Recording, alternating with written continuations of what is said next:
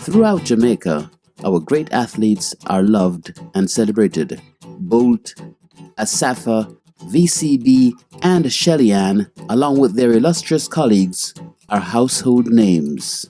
These athletes have indeed reached dizzying heights and covered Jamaica in glory. Their success, however, was not an overnight sensation. Their paths were paved in gold, silver, and bronze. This tradition of sprinting was long established by great Jamaican athletes of past eras, who for more than 60 years have challenged and conquered the world.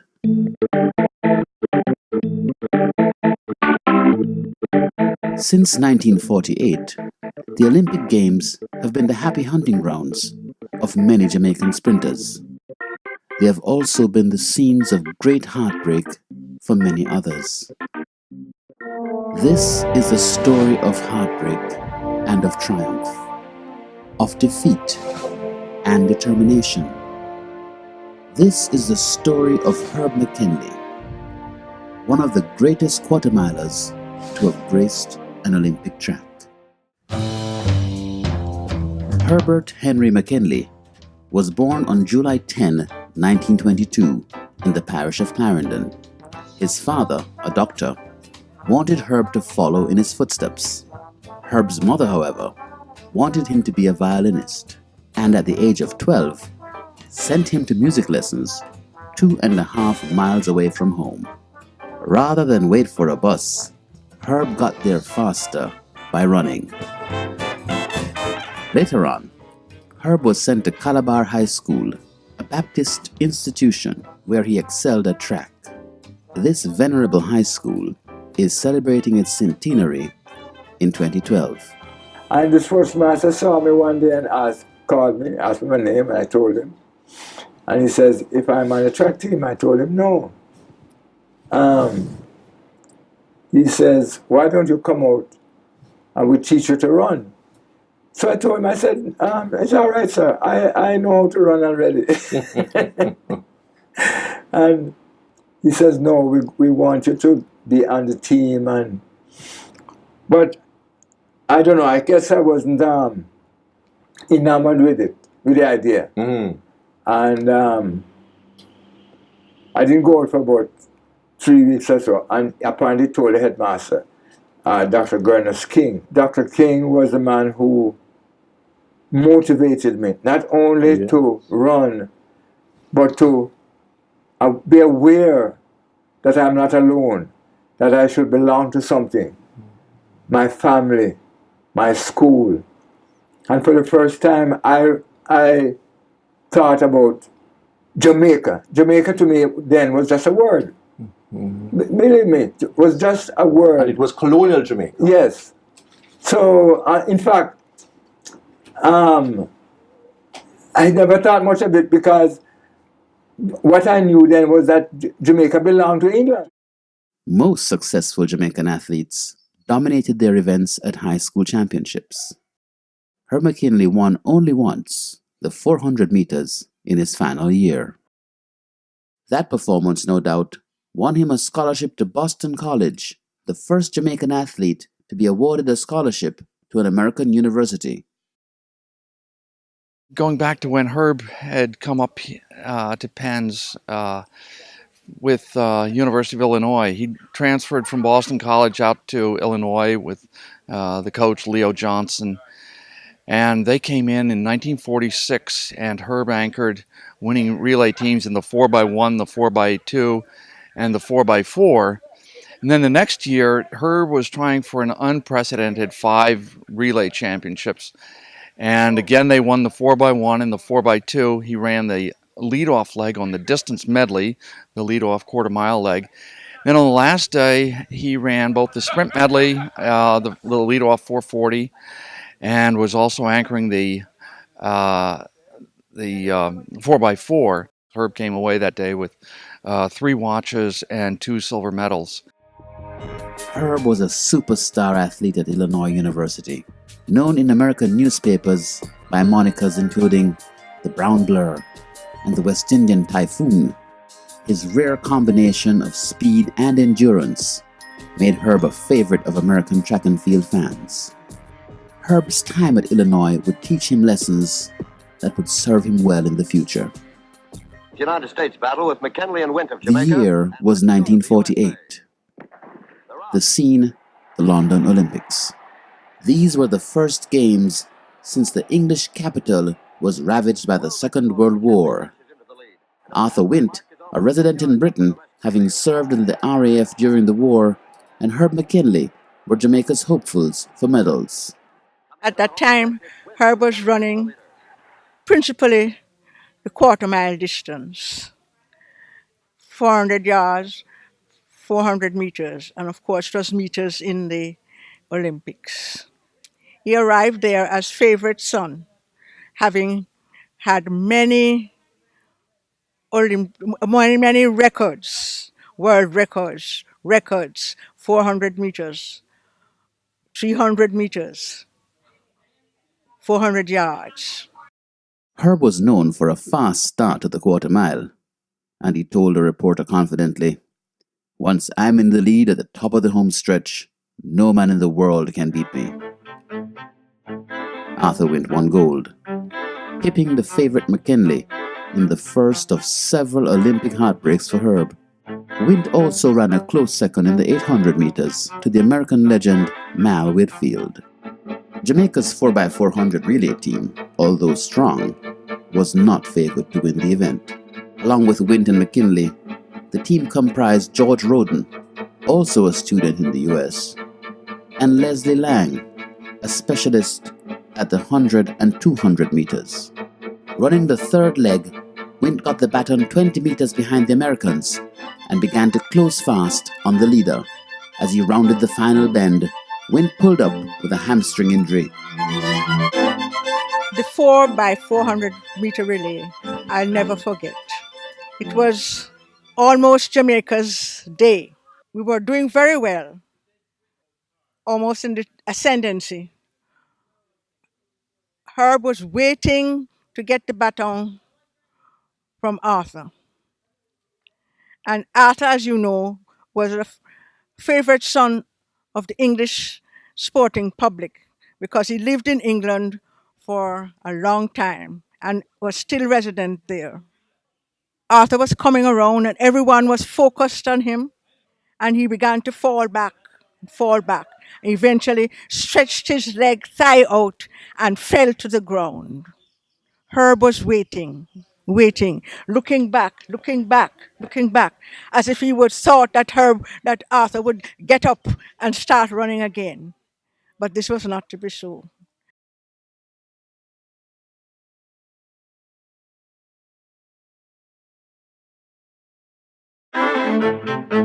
Helsinki 1952 signaled the coming of age of the Jamaicans as a force in world sprinting. By this time, George Roden was the 400-meter world record holder, having usurped his countryman, McKinley, who was the first man to run the distance under 46 seconds. Jamaica was once again considered the main rivals to the Americans in the 400-meter races. The island was represented in the 4x400 by the same quartet from London 4 years earlier. In Helsinki, they were more mature and experienced, and are still the most successful mile relay team ever assembled by Jamaica. Herb was slowly finding form leading up to the games, having just recovered from an injury.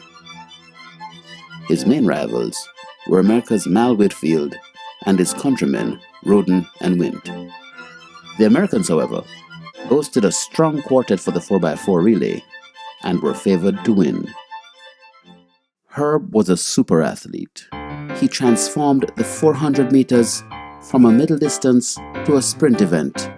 He ran the 100 and 200 meters as well.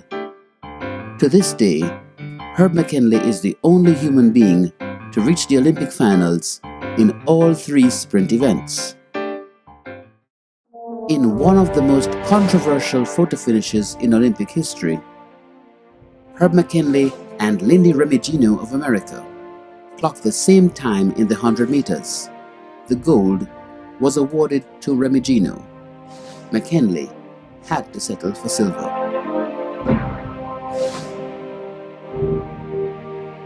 I lost the 152 by a photo finish. I mean, really, It's really close. pretty cool. I thought I'd won. In fact, the guy who got it thought I had won. Yeah. Was he an American? Yes, an American. Lindy Remigino. We're good friends up to today. Up to the By that time, he is no longer the world number one. George Roden has taken the world record and goes in there as world number one 1950, 1951 and comes into the year as a strong favorite. Herb is coming back from injury back in the 51 season and comes into 1952 trying to get back and just begin to show some form before the games. Runs the 100 as sort of a pipe opener, narrowly second in one of the most talked about finishes in the Olympic history, and comes to the 400 knowing that at just about 29, this is all or nothing. The finals of McKinley's pet event, the 400 meters, featured himself, his old rival Mal Whitfield, Roden, and Wint.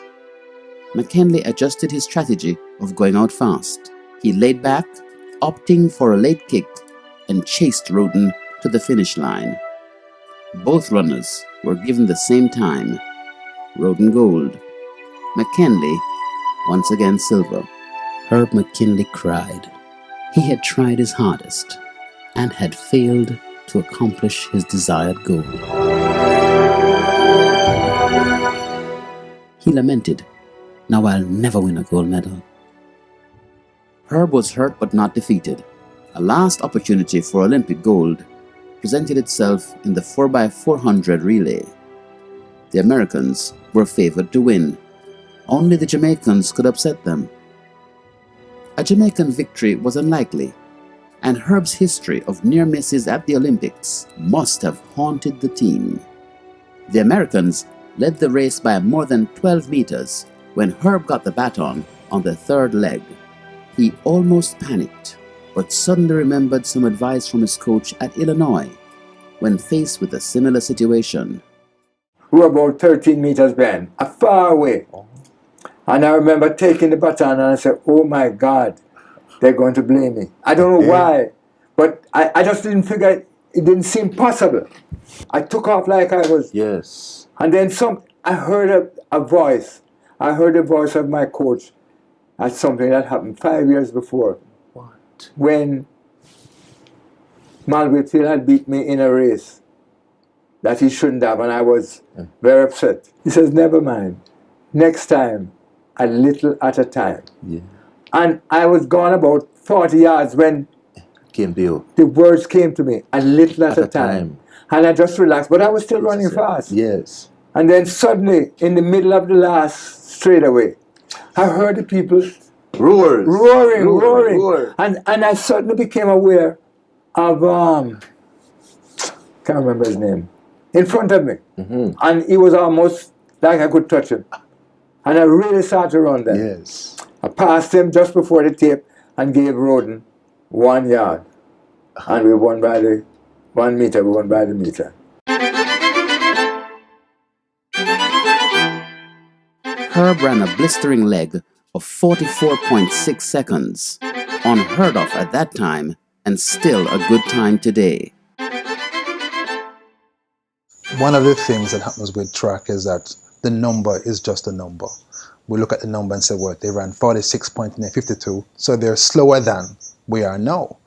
But track changed in 1968 when you had the synthetic tracks at the high level for the first time. Herb and Mal Whitfield and Andy Stanfield and Bobby Morrow all ran on dirt tracks. They would have the dirt and burn it. And the cinders, I suppose, made the track bouncy and helpful to the athletes. And so those cinder tracks were in service, international track and field, right through the Olympic Games through 1964. So when you run a relay leg in 44.6 in 1952, wearing 9-pound spikes in 1952, training and eating the way they ate for athletics in 1952, then it's a whole different deal when you think about 44.6 today. My estimate would be that 44.6 on today's tracks would be 42.6. How fast is that? The fastest 4x4 leg on record by a man is by Michael Johnson, a great champion, 42.9 on the world record in 1993. That means Mr. Mack gets the baton a step behind him and carries it a step in front of him. If you apply the .2 to 1952 and Cinder and carry it forward to now on synthetic tracks, that's how good they were. The team won the gold medal. Herb McKinley persevered to accomplish his goal of Olympic gold. Well, I was just so happy. I cannot tell you that I felt any way different. I was just happy that we won, that I finally got my gold medal.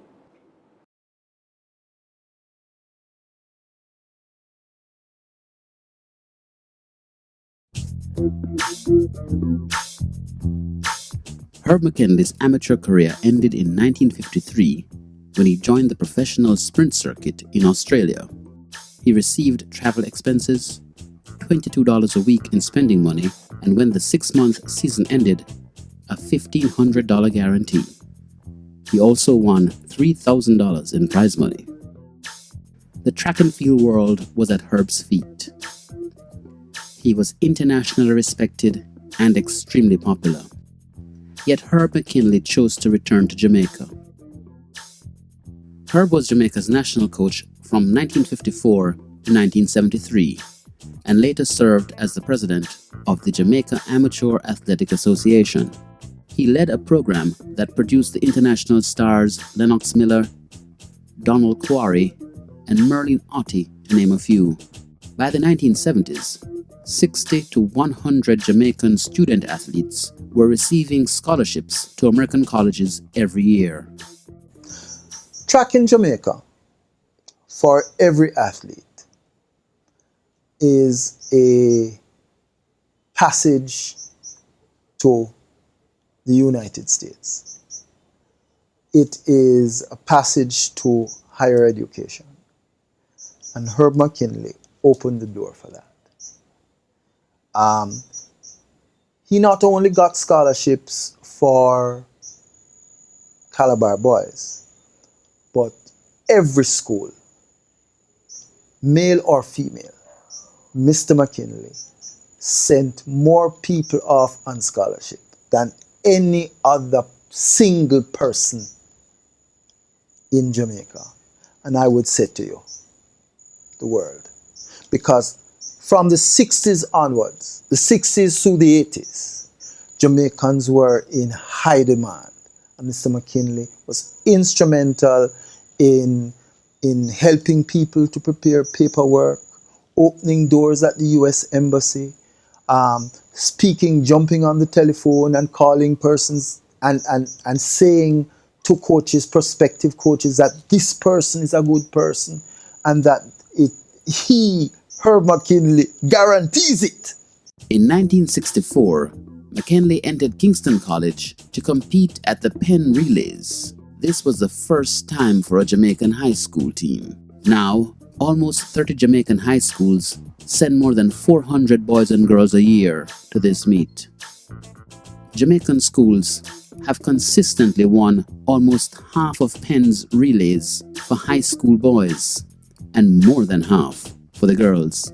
I've been in the relays office for a little more than 20 years now.